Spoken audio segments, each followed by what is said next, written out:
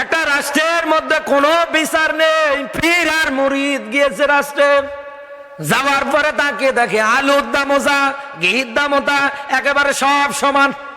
পীর সাহেবের কাছে ডাক দিয়ে বলে, দেখেন এই এলাকার মধ্যে অন্তত সবকিছু সমান সমান, অন্তত আমি যাব না, আমি শুধু ঘি খাবো আর মোটা হব।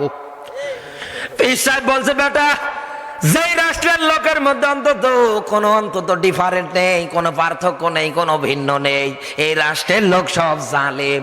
আপনার ফতোয়া মানি না, আপনি যান, চলে যান, আমি থেকেই যাব, ঘি খাবো আর একাধারে মোটা হব।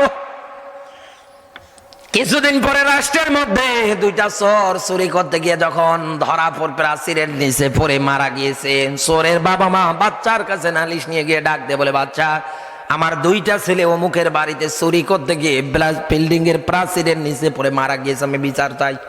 এর কি বিচার করা লাগে?